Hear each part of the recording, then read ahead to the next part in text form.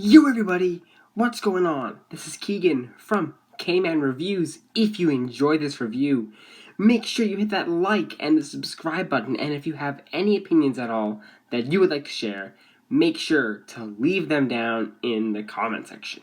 Brockhampton, Roadrunner, new light, new machine. Brockhampton, American hip-hop boy band who have truly become this powerhouse in the modern rap scene. Really starting in 2017 with the release of the Saturation trilogy, 3 nearly flawless albums that I still return to this day. And while I personally don't think they've reached those heights since, succeeding albums Iridescence and Ginger were still noteworthy albums in their respective years. They were kind of MIA in 2020, however, releasing a couple of singles on YouTube listed as this technical difficulties series, although nothing more than that ended up emerging. But now a year later, here we are with the band's supposedly penultimate album, Roadrunner, New Light, New Machine. One of my most anticipated albums of the year, so what are my thoughts on this album? Let's find out as I review it, track by track. We will start with the singles, with there only being 2 of them. The first being the opener Buzz Cut featuring Danny Brown, which I wasn't too head over heels for on first listen at all. Didn't think it hit as hard on a sonic level as it probably could have, but I do have a newfound appreciation for this track in the context of the record, even if I still think that out of all the Brockhampton openers, Saturation onwards, this is probably the weakest for me. Still, as mentioned, I have grown to enjoy this, particularly Kevin's charismatic verse, dealing with a bunch of different topics, family relationships, record deals, upbringings, even the justice system. It's a lot to unpack in a fairly brief verse. Danny takes second verse and certainly does his thing. I love his flow, his vocals add this rambunctious energy here, and he definitely kills it. I personally think this instrumental could have still gone a bit harder. The siren, synth, whatever that is, feels pretty diluted. Not as hard of a gut punch as I was expecting from this We're Back Bitch single vibe I get here, but I've still come around to it, and hopefully will more so as time progresses. And the second and final single, Count On Me, was the track that really got me hyped up for this album. I love this song, and it feels like it would have fit pretty snugly on Ginger's track list, with the carefree whistling in the background, the acoustics, the bassy percussion, and the overall mellow vibe of the song. But what really caught me off guard was just the amount of uncredited features we have here. We have A$AP Rocky and So Gone So Flexy, both show up later on this record. Then we have Ryan Beatty and Shawn Mendes on the chorus here along with Jabari. This is a full party at the Brockhampton house, but mostly attended by guests. In fact, only 2 official members perform on this track, Jabari on the chorus and Matt takes third verse. And I've always loved Matt's exuberance, voice, delivery, he nails it here. Heavy vibe of a track, worth a listen. Now for the rest of the tracks. Chain On featuring JPEG Mafia doesn't start off on the best foot in my opinion. The hook is pretty drab, boring, almost lifeless when paired with the plunky synth arpeggios and the flat minimal skips of the percussion. Thankfully, the track rebounds almost immediately as soon as Peggy's verse comes in. Those first bars are so satisfying, and that rhyme scheme throughout the lengthy verse is nice too. Dom takes second verse and he also kills it, flowing across the beat effortlessly as these lyrics discuss past troubles and religious beliefs. It's pretty jam-packed, and thankfully there are only 2 hooks here, just kind of seeming to be a bit of a conjoining of verses, but I do think it kind of brings the track to a bit of a crawl, especially after Peggy's verse. Regardless, it's not too bothersome to me, just being a little bit nitpicky. The track overall is solid. BANKROLL featuring A$AP Rocky and A$AP Ferg is a tried and true banger, opening up with Ferg sounding the liveliest I've heard him in a long time with some classic braggadocio on his verse, while Rocky's presence is pretty limited, confined to ad-libs and a few lines in the pre-chorus. Merlin and Jabari take the next 2 verses. Merlin's is much more rough and traditional, where Jabari goes for a bit more of a slurred, harmonious situation. All these verses blend really well with a dense, heavier instrumental, more suited towards A$AP Mob. Plus, not to mention, the jump into the chopped and screwed inspired outro was pretty unique. Lyrically, the track is mostly just a flaunting track describing how their newfound wealth is affecting their lives. This one goes pretty hard. I enjoy it. The Light is a song I've seen be praised online, and after a few listens I can absolutely see why. But before we dive into the meat and bones of this track, I want to praise this instrumental first, leading off with this shrill guitar riffing morphing with the thick percussion work. It feels very rough and abrasive, which only matches these lyrics, first led by Joba, who gives us extremely open, vulnerable, and confessional verse, dealing with a broken heart after his father committed suicide, and how that one moment affected his mental state. It feels so raw, open, it's a difficult listen. Following that, we have Kevin's verse also dealing with mental health, but also tense family relationships, most noticeably his mother, along with recalling old childhood memories of being dependent on your friends in times of need, being broke and desperate, as he says. This track isn't an easy listen at all, and I kind of adore it. Wonderful song. Windows featuring So Gone So Flexi, the longest track on this record at 6 minutes and 12 seconds, and I think this one is pretty amazing. Normally, longer rap songs tend to fall flat for me, but the seemingly endless list of new vocalists keep the track constantly engaging, as this is the only song on the record to feature a vocal credit from each of the 7 main Brockhampton MCs, along with a feature, and Ryan Beatty is on here too doing the bridge. Flexi is pretty good here, taking opening verse. He sounds like a typical street rapper with his deeper tone. Nothing spectacular, but it does transition into Merlin's verse, which goes so hard. And I especially like the group chants to keep Merlin going. That was pretty fun.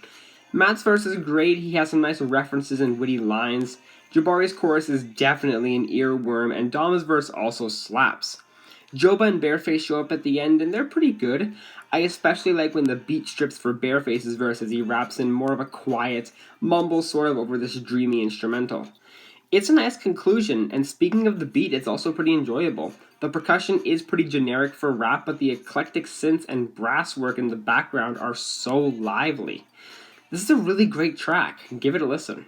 I'll Take You On featuring Charlie Wilson certainly embraces their boy band moniker, and I adore this cut. Feels very danceable, kind of funky as well with the light airy pops of the percussion and the R&B-esque synths, but it's the performances that really sell this track in my opinion.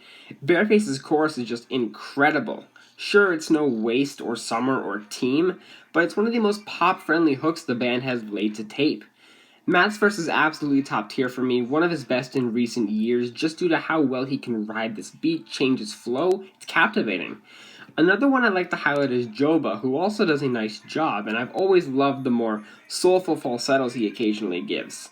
Lyrically, it just seems to be a bit of a romantic cut, this girl trying to find a certain type, but refusing to truly open herself up all the way, and that's what these guys are trying to push towards, and they'll give her everything if she does so. It's sweet, and it kind of slaps. Great track. Old News featuring Baird opens up with Jabari taking a primary role on singing the chorus, no ad-libs, assistance, or backing vocals here. And I think he does a really good job behind this guitar-aided beat with the heavy bass. Matt goes into a bit of a higher register for his verse, but not quite a falsetto, so it's in that awkward middle ground, but he still rides the beat pretty well. Then Merlin comes in doing his signature Merlin thing, really sticking out in front of the beat, which is a welcome contrast to the previous harmonious performances. Featured multi-instrumentalist Baird takes third verse, and it's kind of crazy how well he sounds like he could fit in with the other members of Brockhampton, having a very in-house flow and cadence. Joba takes final verse, and it's very well written and performed, with the track mostly dealing with failed relationships and lamenting these memories, but now it's in the past or old news. Quite a good song. I enjoy it. What's the Occasion continues down this path of guitar-supported instrumentals alongside Joba's angelic harmonies on this chorus. It's very soft, delicate on opening numbers, but then the guitars ramp up and grit significantly, and the rough slap of the percussion introduces itself as Matt's verse starts. And in fact, he's the only other vocalist here. Joba returns to take second verse and even does the bridge himself, so it might as well just be a Joba track featuring Matt Champion. But the whole thing is really just a heavy vibe with the aforementioned instrumental and the amplifications that repeat and sink back down for each chorus.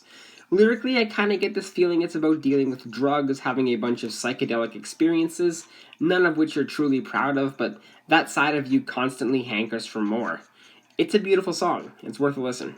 When I Ball certainly takes me by surprise pretty quickly, especially with the dichotomous first impression, with the title sounding like it might be a bit more of a self-indulgent track, but this beat feels very clean, almost purifying with the string work and piano in the background. Certainly not a first clash in stylings in the Brockhampton canon. The verses here are also very well done. Dom starts it off dealing with imprisonment and how such affected himself and his family. Matt goes second, rapping about his relationship and his connections with his family, but it's that chorus that really ties it all together. The signature Brockhampton pitch changes, but also being assisted by Rex Orange County. Talk about a gorgeous cut, and another one that's worth a listen.